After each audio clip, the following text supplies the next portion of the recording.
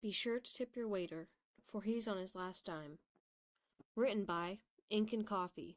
Read by The Viridian Ghost. Summary. Being a demigod doesn't pay too well, or, at all. So Percy gets a small job at a local restaurant. When girls ask him to switch tables with them to escape getting hit on by creepy guys, he always agrees. He's in for a bit of a surprise one night when he recognizes one of the creepy guys. Montauk was quiet. The waves gently lapped against the dark sand, and a lone figure walked across the shore.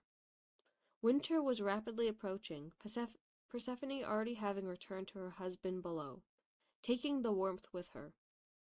The ocean rolled soothingly in the eager darkness, lovingly swelling up against the sand to whirl around the ankles of one lone beachgoer.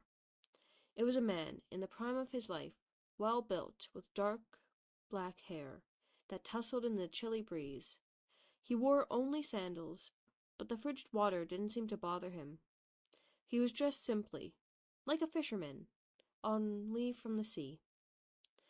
A fishing hat sat atop his head, and a pair of striking green eyes gazed out of his tan face.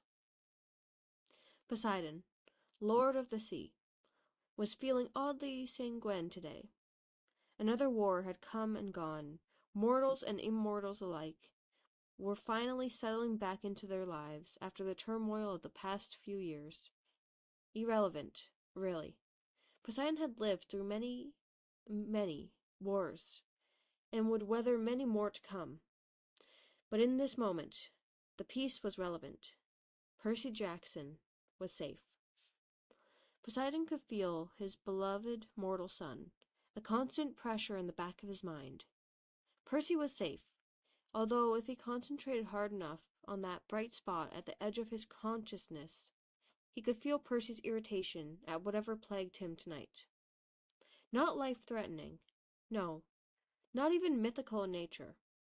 An irritation at a very simple, normal, mortal problem, and underlying that irritation, Poseidon could feel his son's relief at the return to such normalcy. Poseidon couldn't begrudge him for all that. After all, he had been through so much. Percy deserved a break from his father's world. All Poseidon wanted to do was visit his child, but he dared not tonight. Zeus still kept a sharp eye on the other gods, paranoid and distrustful enough to ruin everyone's chance at reconciliation with their children. Some things never changed. Uncle P! Poseidon's eyes snapped open, his trident materializing in his hands in an instant, and its deadly three-pronged tip coming to rest at the base of the throat that called to him. Apollo grinned at the other, teeth gleaming in the darkness. Apollo, he greeted stiffly, withdrawing his weapon, but keeping the tight grip on it as he eyed the exuberant nephew warily. Change occurred very rapidly in this new age. Humans made leaps and bounds in ways of technology, medicine, and even social change in a very short time. The gods changed with the times, but they all still struggled to cope with the overwhelming fluctuations that occurred over the last few centuries. Apollo was the best at adapting. Thus, the casual Uncle P seemed to be a permanent fixture in his vocabulary. Poseidon still wasn't entirely sure how he felt about that. Apollo stared at the ocean as if appreciating its beauty, but Poseidon was not fooled. The ocean was an indicator on his mood, and his nephew was simply judging how irritated the sea god was with his presence. The water was still relatively calm. Apollo turned to him with a 1,000-watt grin. So, I was thinking... Well, this can't be good. Poseidon sighed. Apollo pouted, as if he were an insolent child and not an all-powerful, immortal god. Some things truly never changed. But Poseidon was curious, and he waved the sun god on with the tip of his trident. So, I was thinking, Apollo eagerly rejoined, falling into step next to Poseidon as they strode along the beach. There's this little restaurant just down the road here. You can still hear the ocean. It's so close. What'd you say?" "What are you up to?" Poseidon asked, but his mood was too fair for him to be anything more than amused. Apollo wanted something from him. That much he was certain. If he thought some well-themed mortal restaurant would sway the Stormbringer in his favor, he was sorely mistaken. But Poseidon would let him believe otherwise. It was more entertaining that way. "Lead the way," he declared with a wave of his trident. "Perfect!" Apollo grinned. A moment later they were outside a small but busy restaurant. Poseidon raised an eyebrow at the gaudy decor. The atmosphere a strange mixture of Hollywood and oceanic paraphernalia. Before them hung a picture of some mortal actor, the frame of his poorly lit picture composed entirely of seashells. Poseidon raised an eyebrow at his nephew, who simply grinned back. "It's one of my favorite places, although I haven't been here in a while.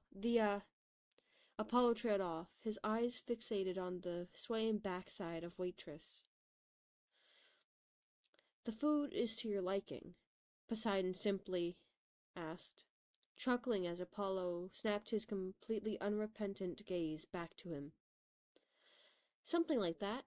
Apollo winked, a pretty, dark-haired waitress, much too young for Poseidon's taste. But Apollo's eyes lit up. Seated them. What can I get you guys started with?" the waitress asked, her smile half-hearted and forced. "How about a name, sweetheart?" Apollo asked, flashing a grin. Poseidon saw the girl stiffen as he flicked through the stained menu before him. Well, this should be entertaining at least. "Natasha," the girl replied coolly, tapping a finger against her name tag. "Now, what can I get started for you to drink?" "Is there anything as sweet as you?" Apollo asked, flirting, leaning forward. "Just water," Poseidon said, taking pity on the poor girl. She stood stiffly, eyeing Apollo distastefully. "Your best wine," Apollo said, undaunted as he peered up at the girl from behind his thick lashes. His face grew younger, a roundness settling upon his cheeks that hadn't been there. His transformation went unnoticed, safely protected by the mist, as Poseidon sighed. "Perhaps you could bring back 2 glasses. You could take a break with—" "Wine. Got it," Natasha cut him off, pen held tightly against her fingers and tapping angrily against her chest. The motion drew Apollo's gaze, and he unabashedly watched, leaning forward as his eyes lingered on the top 2 buttons that were unclipped in the girl's uniform, before drifting lower. Poseidon half expected and half hoped that the girl would stop and rake her perfectly manicured nails across Apollo's face. She did not, much to his disappointment. Her face flushed with dark anger, and her jaw twitched. Coming right up, she twisted around and stormed away from the table before Apollo could say anything else. "Subtle," Poseidon said. "I see why your lovers view you so amiably." "The smile normally works," Apollo pouted. He started to continue, probably to prattle on about his romantic prowess. So Poseidon neatly cut him off. "Apollo, why are we at a mortal restaurant?" he asked, with a feasibly pleasant tone. A fleeting look of panic crossed Apollo's face, but Poseidon cheerfully continued. "The oceanic atmosphere is clearly meant to appeal to me, but it's the mortals that interest me. Did you bring me here as insurance in case I lost my temper?" Apollo licked his lips but grinned, a shrewd and calculating thing. "Zeus will go ballistic if you cause an earthquake in Manhattan." "Indeed," Poseidon agreed amiably. "But, of course, with 3/4 of the world at my fingertips, I don't see why one little island would be such of importance to me." Then casually, turning the page in his menu, he asked, "Tell me, nephew, how well does your oracle swim?" The mirth vanished from Apollo's face, and a cold mask took its place. "You wouldn't dare!" Apollo's eyes flashed as he snarled. "She's an oracle, and Percy's friend." Wouldn't I? Poseidon smiled baselessly. Of course, Poseidon would never dare to hurt the girl. As the oracle, she enjoyed a certain protection, and even Zeus would protect her against harm. But, more importantly, Apollo was right. She was Percy's friend. Her place in his son's heart cemented her safety from Poseidon's ire. Poseidon watched, not even bothering to conceal his amusement, as rage boiled in Apollo's eyes. The sun god took several measured breaths. It was obvious to the sea god that his nephew needed something from him. A favor gained his wariness of Poseidon's temper. He certainly had waited for Poseidon to be in a good mood before pouncing on him. Despite his misgiving, however, Poseidon's curiosity was piqued. But favors were not to be taken lightly, especially when they came from one of the big three. Apollo would have to work for Poseidon's cooperation. This realization seemed to have dawned on Apollo as well. His fingers twitched as he leaned forward, visibly trying to control himself. He carefully constructed a carefree mask that slipped over, and Poseidon idly watched him try to fix it. Uncle P, he started again in an attempt to return to his carefree attitude. Before he could finish, 2 glasses of water were slammed down with such a force that the crystal liquid inside sloshed over the precariously filled tops and spilled onto their table.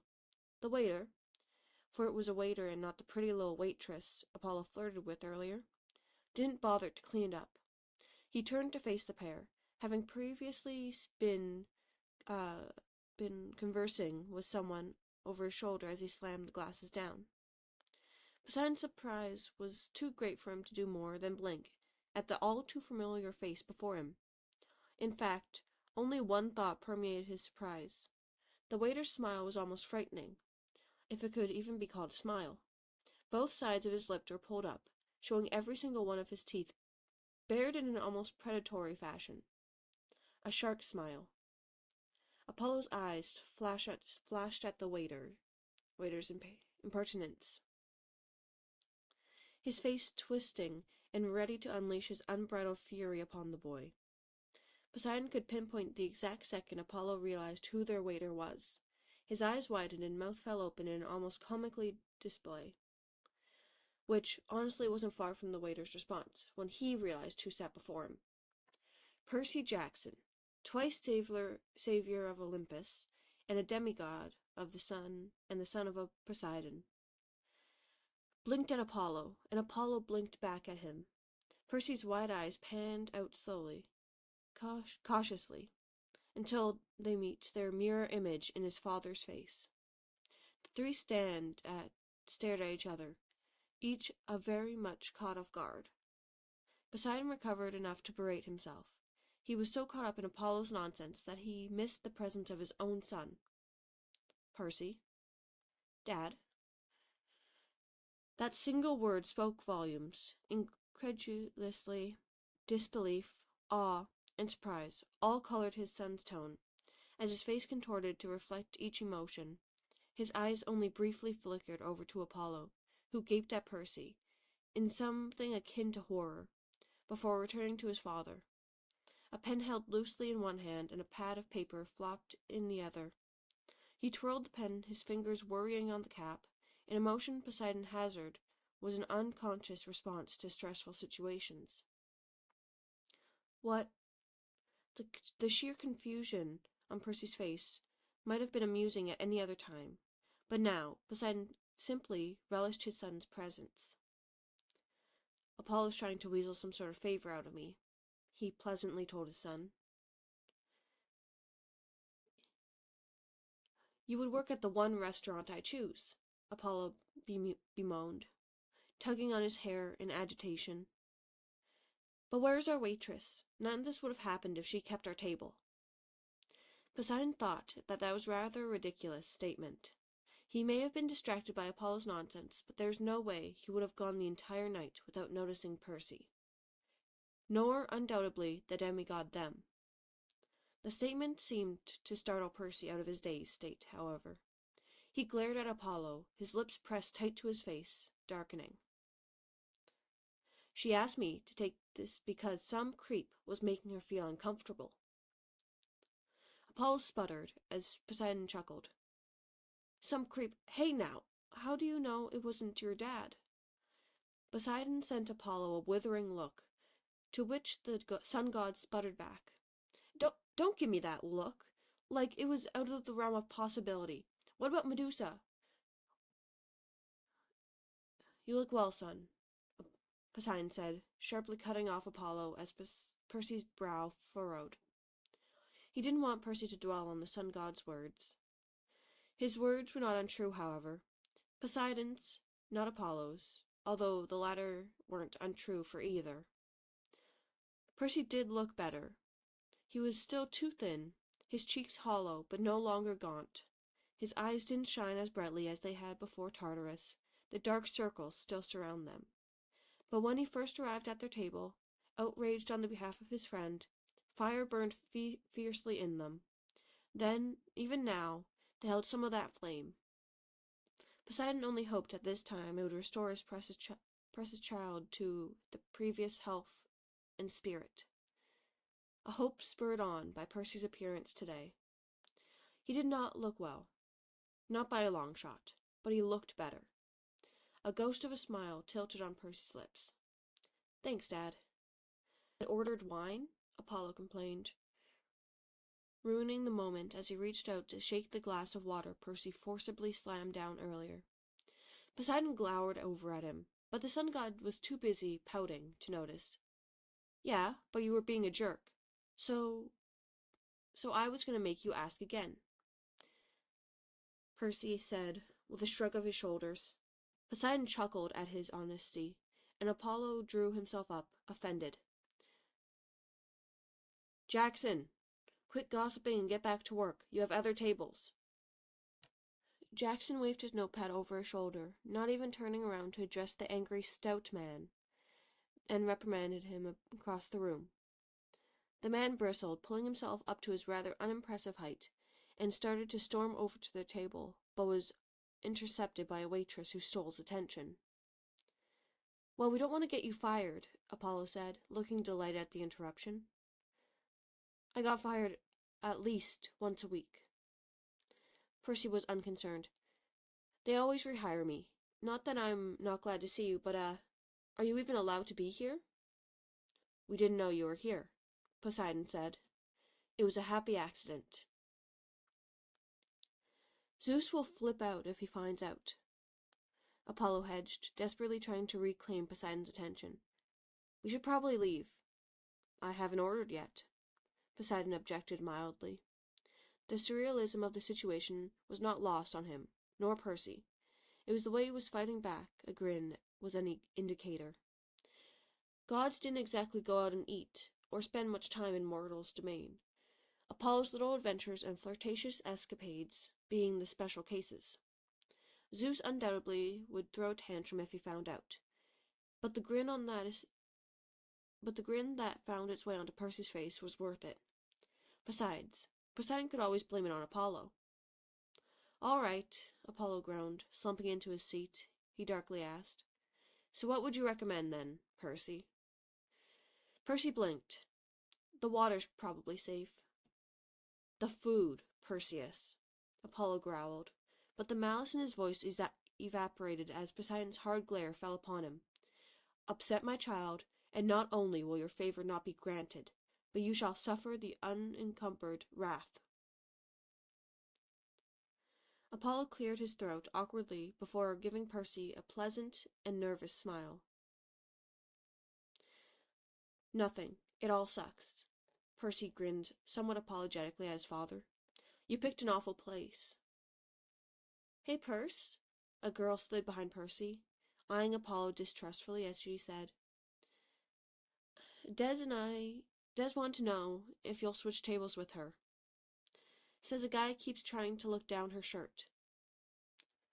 Of course, what table? Percy asked, glancing at the girl as a smile slipped away and was replaced with a frown.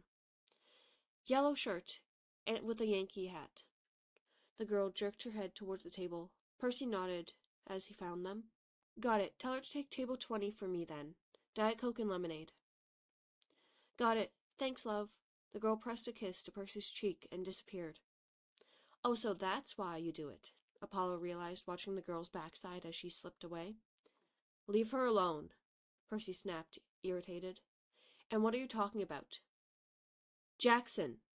The stout man was back, having freed himself from the waitress, and stalked towards their table. Percy pressed his lips together and eyed his boss warily. Go ahead, Poseidon gently told him. I shall still be here when you return. Tend to your duties, and I shall await your return. Percy smiled, his shoulders falling as he visibly relaxed. Poseidon was deeply pleased with his hesitance to leave an obvious desire to remain in his father's presence. I will be back, he promised. I shall wait, Poseidon assured him once more. He watched as Percy left, turning to attend to the table with the man with the yellow shirt and the Yankees hat, giving his boss a wide, not too innocent smile as he brushed past the man. No, seriously, Poseidon, Zeus will not like this. Apollo leaned forward, gravely meeting his uncle's eyes as soon as Percy was out of earshot. Such a shame you brought me here, isn't it? Poseidon asked mildly. Apollo's face paled and his fingers trembled with rage. Relax, Poseidon instructed. Zeus will not know. Here, how about this? If you allow me this short, precious time with my son, I will grant you your favor. Apollo's eyebrows skyrocketed. Just like that? Just like that. You don't even know what it is. I am only mildly concerned. You don't often come to me, and it is sure to anger Zeus. So yes. Apollo leaned against his chair, relief spreading over his face. Bless that boy. I love him. I take back the bodily harm I wished upon him. What? Outside the window beside them, the ocean crashed violently against the shore. Not like grievously bodily harm, just like a sprained ankle or a minor concussion, just enough so that I could finish our conversation. I would never want to hurt your boy. I love that kid. I would never let him take my son's chariot for a joyride. I'm just going to shut up now. That would be wise, Poseidon agreed, watching his nephew through narrowed eyes.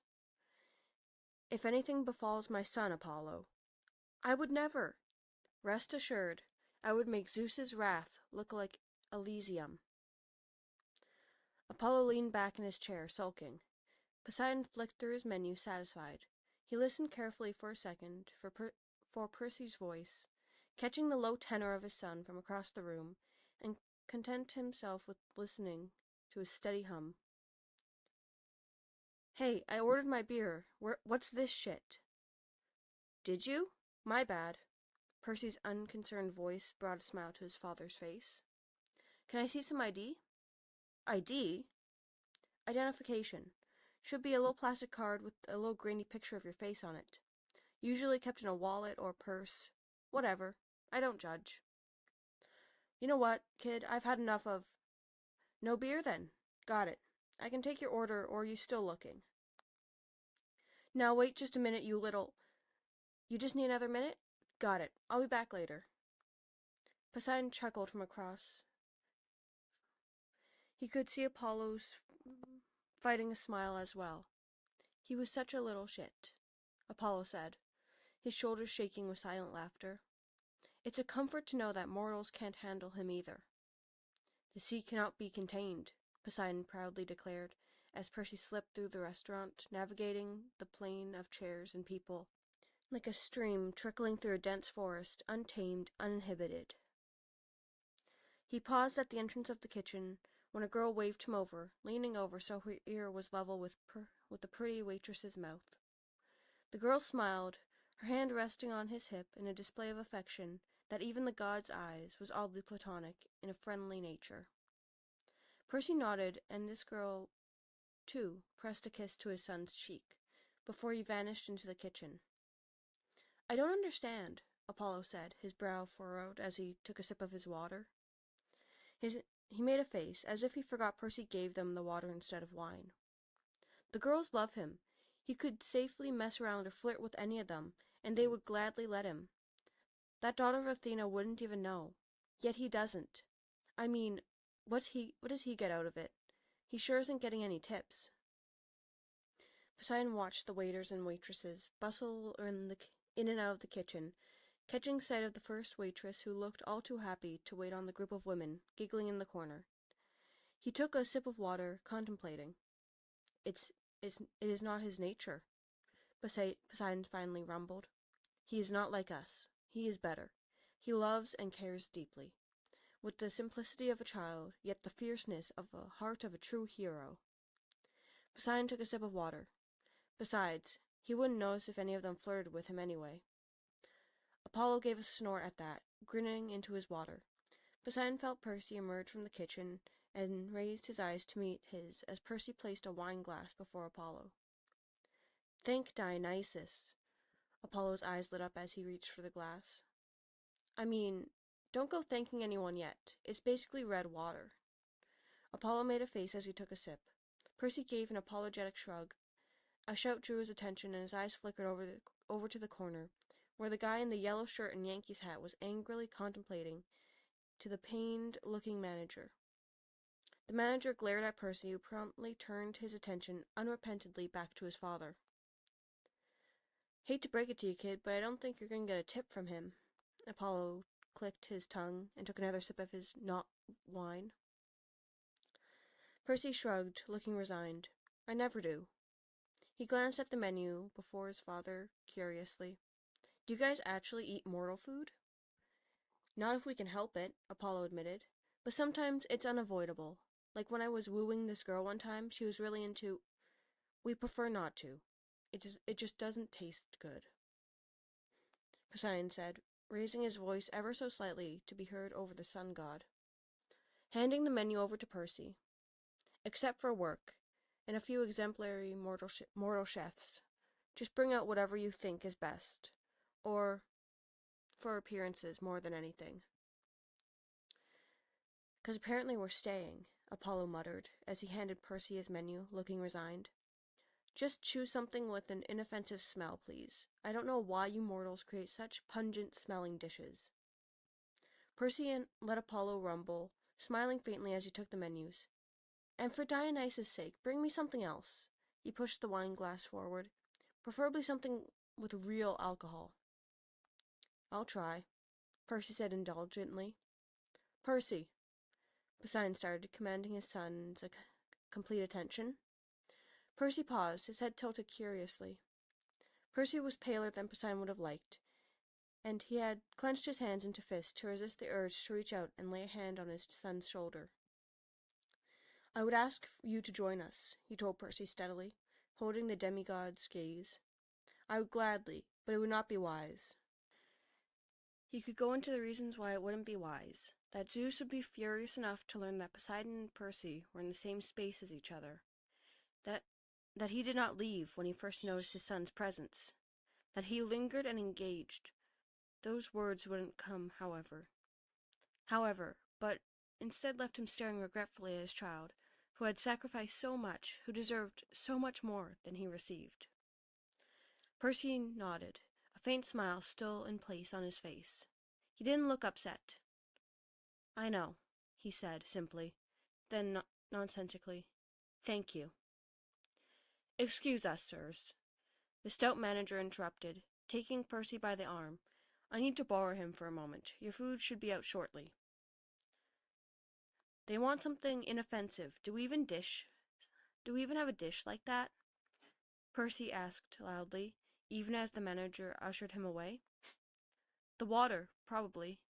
A passing waitress smirked, and the two of them shared a laugh as the manager bristled, grumbling as he pulled Percy into the kitchen.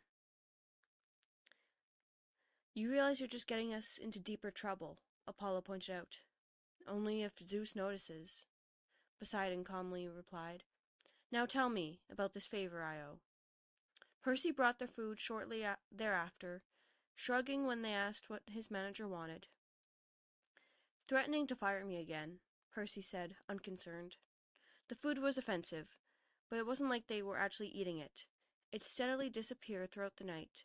Percy didn't ask, and they didn't explain. As he kept checking in on their table, it wasn't much of a term. It wasn't much in terms of quality time. Poseidon simply stole a couple minutes of his son's time, here and there. It was more than he ever had before. He would take it. Poseidon, Apollo warned as the night grew deeper, the restaurant quieter. We should leave. Probably, Poseidon agreed, watching his son clear a table, almost dropping a plate and crouching low to catch it. You managed to steal several hours, Apollo said, his voice low and as the dim lights that swung above their heads. It is more than most of us get. I know. Saying a goodbye will only make it harder to leave, Apollo warned, standing up. The youth faded from his visage as he stood, his features shaping until he appeared the same as when he walked up to Poseidon on the beach. It always does, Poseidon agreed softly. Across the room, Percy's head turned, as if catching his father's words. When Percy returned to the table a few minutes later, it was empty.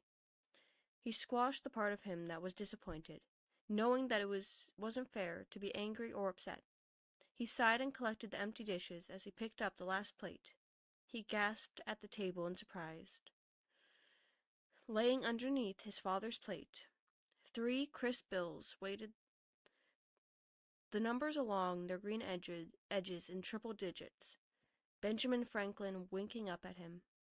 Next to the mortal money, 3 gleaming drachmas waited. But when disbelieving fingers reached out, they did not go for the mortal dollars or the golden coins, but rather the third currency that sat beside them. Percy picked up the worn sand dollar, gently turning it over in his hand as a smile found its way onto his face. Thanks, Dad, he whispered into the night, slipping the sand dollar into his pocket for safekeeping as he collected the rest of the money. Then, as an afterthought, while he returned the dishes to the kitchen, he added, "And thanks to you too, Apollo." Okay, there we go. That was Be Sure to Tip Your Waiter, for he's on his last time. Written by Ink and Coffee, read by the Viridian Ghost. I recorded this over multiple days, so if the audio changes, that's the reason. Hope you guys enjoyed this, and I'll see you later. Viridian Ghost signing off. See you guys next time.